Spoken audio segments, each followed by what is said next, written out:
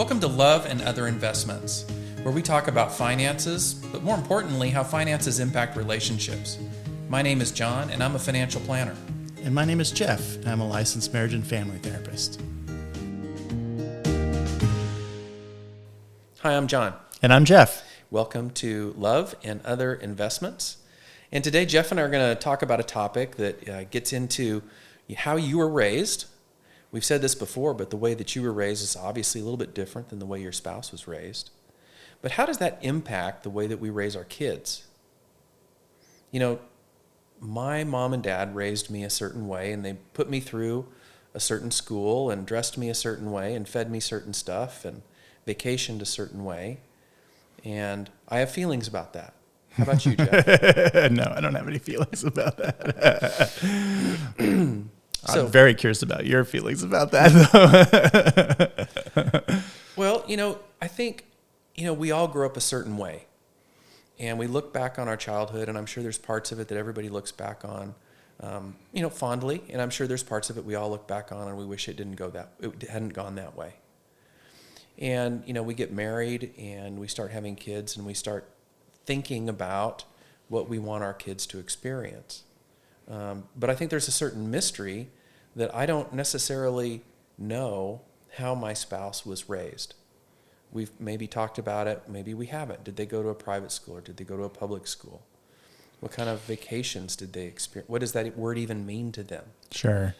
But I want to take a step back. Okay. And maybe go one rung deeper on this thing. Okay. So I think I know you're implying that one of the things that occurs growing up is that our parents do things to parent us. We're talking about, how they spend money in this episode, but it could be anything, right? It doesn't have to be just the spending of money. And they do it in such a way where there are certain implied truths. They're not spoken about. In other words, you get up in the morning and you get ready for school. Let's say you're 7 years old. There are implied rules of thumb about spending just related to what clothes you put on, what bed you're climbing out of, what shoes you have, what meal you have for breakfast. None of that the child is aware of having made much choice in. But whether there were two parents at home in the morning when you got up or there were none. Sure. And each one of those things is an implicit message. We are communicating to our children as parents something about our dollars and about all kinds of other things too. Sure. Based on everyday decisions that we make. So I think one of the things we want to highlight today is the idea that these implicit decisions that are made in our growing up have an impact on what we decide when we get to the age where we want to be parents. Yeah, one of the things that we look at, and this is a little bit of a jump off of the cliff here, but when we talk about investing, one of the things we look at a lot is benchmarking. We want to know if the market was down that year and I went down on my account went down, that kind of is expected. If the market goes down a bunch and I went down a little, I still went down, but I'm actually winning. And I know that I'm winning because I didn't go down as much as something else. Mm-hmm. So if I have something to compare to, right? Because the market's not normal. Sure. Lots of things in life aren't normal. So I want to know, what is the benchmark? What is the thing that I'm comparing to? And I think what we're saying is that each of us has grown up in a certain way that is not implicitly spoken out to us with language. Right. But in doing so and being raised that way, it creates a benchmark. Yeah. It creates a normal. And even though we may love parts of the normal, even though we may despise parts of the normal, it's still our normal. That's what seems normal to us. Correct. And it's not going to be the same benchmark that our spouse had. And I would say that even more finely, which is, you've maybe heard the idea before that no two siblings or no siblings grew up Sure. with the same parents. Yeah. Because even as development progresses in the same family, the attitudes or decision making that parents use in raising their kids changes slightly. And so you get a different experience if you're the youngest compared to the middle kid or the oldest kid. Right. So the separation, the distance between experiences is even larger when you're not in the same family. You're married to someone who's, obviously not in your same family. And it's funny because as you're saying this, I'm thinking about discussions that I've seen siblings have around, dinner tables where they talk about the difference between, when you were raised, you got unlimited refills and we only Right. got one drink. Or when you were raised, Right. Christmas was a whole different ball game than, you guys got to go travel all the time and we never got to go anywhere. Yeah. Or I got hand-me-downs and you got, and I, excuse me, I think about that and I think that is normal in a nuclear family with siblings because they can actually talk about the differences. There's Yeah. enough similarity. Right. There's enough commonality in those shared stories that even though they haven't really talked about them, they immediately know how to point out the differences. Right. They want to make a complaint. But absolutely. But when you think about it, when you're dating the person that you're going to marry and when you're married to that person, you don't sit around and have that same conversation of, when you were raised, you got this. Right. And I got that. Because you don't know. Because you don't know. And so it creates up the possibility for some assumptions.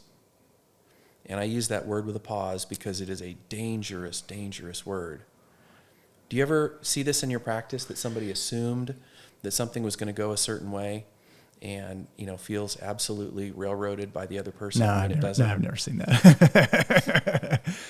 No, I mean, I think this is why I was saying that there's some implicit stuff going on between parents and kids during the parenting process because those implicit things end up being the assumptions, right? They're the thing that that we bring to a relationship with our partner, where we believe our implicit experience is the normal one, and assume, not realizing that our partner has a completely different implicit experience that is they're believing is normal, and that the two normals don't match. So, you begin to see the friction in those points, and they could be big or small. They could be like, it could be something, like we don't buy the best shoes for our kids. Because they're going to run through them really fast. I remember when I was a kid, I used to skateboard down the hill that we lived on, and my mom would buy me these shoes, and like a week later, I had Destroyed. run a hole through the heel. So we're not going to buy the most expensive shoes. We're going to buy the cheap ones because he's just going to ruin them anyway, right? Right. I was thinking about one of the things that my wife and I had to work through was she went through a public school system and I went through a private school system. And she even thought in her mind, she's like, well, private school is privileged. Elitist. And not ugly, but just, that's snooty stuff. That's bougie. And it's hilarious because the private school I went to was not that way. It was very shoestring. A lot of the parents were barely able to make the payments to go to the school. And it was a good school, but it wasn't, there was no ivy on anything. If there was, it's because they didn't have a groundskeeper to cut it down. So when we started talking about where kids were going to go to school, she was like, well, they're going to go to a public school because I'm a big, believer in the public. And she was kind of pushing back against this bougie experience. Yeah. Right? And what was funny is I wasn't in support of a, Ivy League experience for our kids. I knew nothing about that. So even the words of public versus private, we had a huge disconnect because she had in her mind what that meant, and that wasn't your experience at all. That wasn't my experience at all. And so, she's thinking my kids are going to hop on the school bus like I did when I was a kid, and the wheels on the bus go round and round, and it's going to be great. And, I remember carpooling with, other families, and sometimes it was good and sometimes it wasn't. Sure. And, just totally massive different experiences and expectations on what we would do. Yeah, and that's a pretty big decision. I mean, where your kids go to school, that's a pretty big decision. So I would imagine that would be one that would be more likely to cause friction between you and her. Mm-hmm. But it could be other things, and maybe even smaller things like, do we want our kids totally involved in sports? Do we want them involved involved in our church setup? Do they want them involved in community stuff? Do they music? And Yeah. when our kids were growing up, that was a real expense because they were in orchestra, and so you needed to buy an instrument. Yep. And you can spend a lot of money on instruments. Mm-hmm. And if you grew up thinking, well, this is what we'll do, and you have a spouse who has no experience in that, Yeah. and doesn't value it the same way you do, and you just kind of think, well, of course, this is what we'll do, you can see how that can create some friction. If you go back to the episode that we did, can you afford kids? What was our takeaway? No, you can't. You can't. Nobody can. Nobody can. Don't feel bad. Because there's no amount of money that says, okay, we've done it all. And so you've got to always pick and choose. And so when you're starting to pick and choose between activities, I would throw vacations out there. How did you vacation as a kid? You start trying to figure out how to share the experiences that you want to share with your kids. And, maybe your spouse is always saying, well, this is what we're going to do, and this is what we're going to do. And you're like, I'm not getting to raise my kids the way I wanted to. Yeah. And that's got to be very frustrating. So asking you, the therapist, in your expertise in how to communicate, what would you say are some of the core ideas that people should be thinking about as their kids are moving into these next phases, to not fall into these assumption traps? Well, at the risk of being repetitive, I would really go back to one of our very main points of all of our work, which is if you and your wife or you and your husband or you and your partner are not on the same page with respect to money, if you don't have a set of common values that you feel are the guiding principles for what you do to make your financial decisions, how to guide your financial decisions, then now is the time. Because, as you've just pointed out, there are endless ways in which you can spend money on your kids. From buying the designer clothes they want to going on certain vacations, buying instruments and bicycles and cars and whatever else, if you don't have some way to say in your head that you're working as a team to come to decisions, then you're lost. You're stuck in the belief that your normal, the implicit things you learned growing up, are the right way to do something. Or the only way, because you haven't pondered another system. Sure. It's not like you came out of your childhood saying everything, I grew up in Mayberry, or I grew up in this wonderful idyllic situation and I want to blueprint stamp all of that onto my kids. It's just what you know. Yeah. It's the way you know You're how to do it. familiar with it. You're familiar. So another one of these is I was born in Southern California and grew up around my grandparents for about the first 4 or 5 years, and then we traveled down there quite a bit after that. But my grandparents lived 2.5 miles away from Disneyland, 3 miles away from Knott's Berry Farm, and 5 miles away from Angel Stadium. So whenever we would come into town, there was typically an aunt or an uncle or my mom would take us to Disneyland or to Knott's Berry Farm. And I grew up doing that. Yeah. It was a lot cheaper back then, by the way. Yeah. It was a lot cheaper. But anyway, the point being is I grew up wanting my kids to have Disney experiences because I have so many family memories of being at Disneyland or similar. My wife had never been to Disneyland. We went to Disneyland. It was our first vacation together after our honeymoon.